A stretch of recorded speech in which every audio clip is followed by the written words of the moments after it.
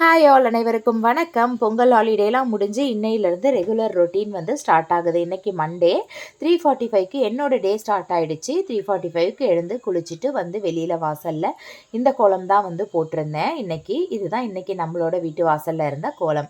அதுக்கப்புறம் பார்த்தீங்க அப்படின்னா நிலைவாசலில் ஏற்றுறதுக்காக 2 விளக்கு சாம்பிராணி எல்லாம் ரெடி பண்ணி வச்சாச்சு.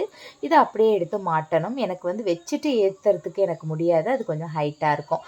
அதுக்கப்புறம் உருளிலையுமே பார்த்தீங்க அப்படின்னா பூ வந்து காஞ்சி போயிடுச்சு, அதாவது ஒரு மாதிரி ஆகிடும் இல்லையா, நல்லா இல்லாமல் ஆயிடுச்சு. ஸோ உருளியில் வந்து பூ மாற்றிட்டேன். கொஞ்சம் உதிரி பூக்கள் நிறைய இருந்தது. ஸோ அதை வச்சு உருளியை வந்து ஃபில் பண்ணியாச்சு. எப்போ உருளியில் வந்து நான் பூ போடும்போது என்ன பண்ணுவேன்னா, தண்ணி பிடிச்சிட்டு அதில் பச்சை கற்பூரம் மஞ்சள்தூள் போடுவேன். ஜவ்வாது இருந்தால் ஜவ்வாதும் ஆட் பண்ணுவேன். நல்ல ஸ்மெல் நல்லாயிருக்கும் சூப்பராக. அதுக்கப்புறம் அன்னபூரணி அம்மன் கிச்சனில் வச்சுருக்கோம் இல்லையா, அவங்களுக்கும் வந்து விளக்கேற்றி சாம்பிராணி போட்டாச்சு.